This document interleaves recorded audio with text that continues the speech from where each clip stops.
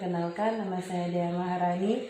Saya mahasiswa dari Universitas Muhammadiyah Pontianak, Fakultas Ilmu Kesehatan, Prodi Kesehatan Masyarakat. Di sini saya ingin meminta sedikit waktu untuk Ibu. Saya ingin melakukan penyuluhan, di mana kami ada tugas membuat SAP pada mata kuliah Teknologi Pendidikan. Berikut yang akan saya sampaikan, yaitu pertama adalah pendahuluan seperti yang telah saya sampaikan sebelumnya. Kedua ada penyajian, dan yang terakhir adalah penutup. Ibu sudah tahu belum apa itu stunting? Ya. Kalau Ibu belum tahu, memang sebagian besar masyarakat masih belum tahu atau mengalami istilah yang disebut stunting. Stunting itu adalah masalah kurang gizi kronis yang disebabkan oleh kurangnya asupan gizi dalam waktu yang cukup lama, sehingga tinggi badan Anda lebih rendah atau pendek, atau biasa yang kita sebut di kampung yaitu kerdil, dari standar usianya. Misalnya anak umur 5 tahun tingginya sekitar 50, misalnya anak umur 5 tahun tingginya sekitar selengan kita, tapi kalau anak stunting ini tidak, Ibu, dia lebih pendek dari anak biasanya, lebih tidak normal.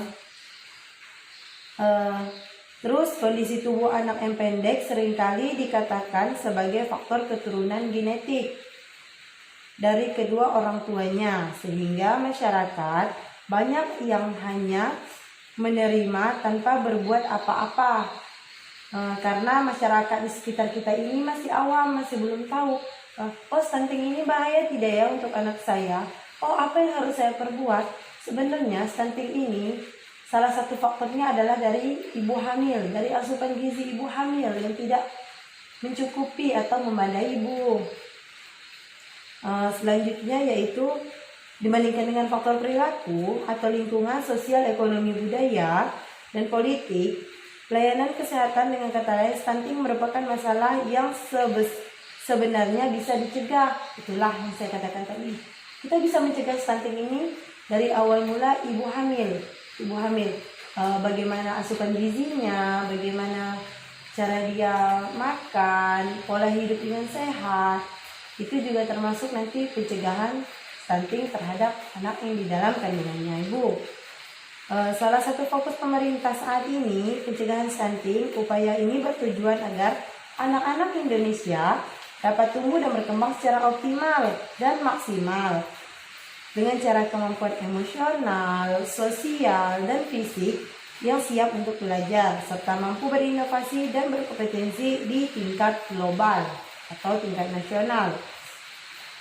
Terdapat 3 hal yang perlu diperhatikan pencegahan stunting, yaitu perbaikan terhadap pola makan, pola asuh, serta perbaikan sanitasi dan akses air bersih.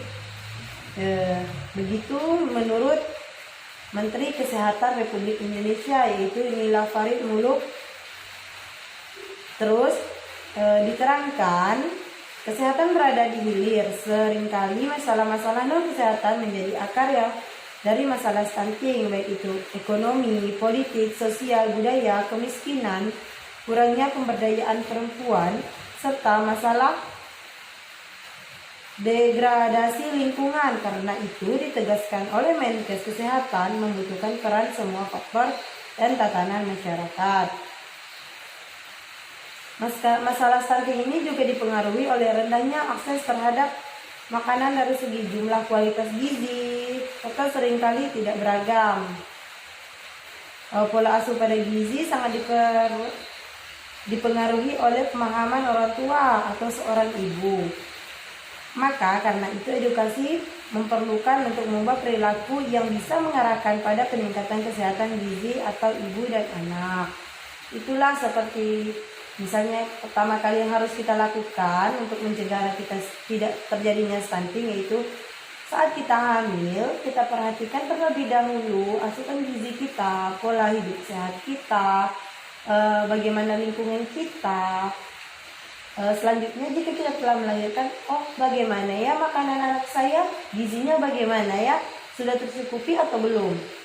Jika anak susah makan, kan banyak cara ibu, seperti misalnya nasinya dibuat kayak panda, nanti sayurannya dibuat semacam boneka, nanti mungkin dia lebih suka. Terus perbanyak makan buah, istirahat yang cukup, seperti itu ibu.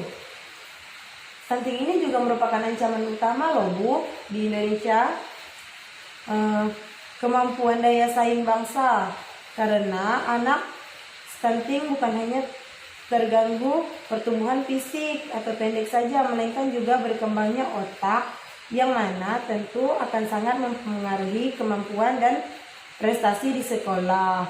Nanti kan misalnya kalau dia terkena stunting sedangkan anak lain tidak, dia kan tidak menutup kemungkinan bahwa anak stunting ini akan diperolok di sekolahnya, jadi dia akan minder, dia malu bergaul.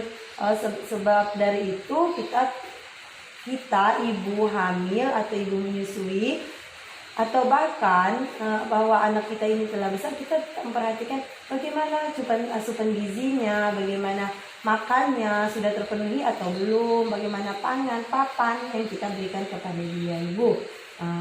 Terima kasih untuk waktunya, mohon maaf jika saya mengganggu.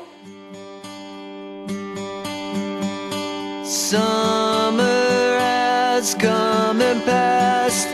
The innocent can never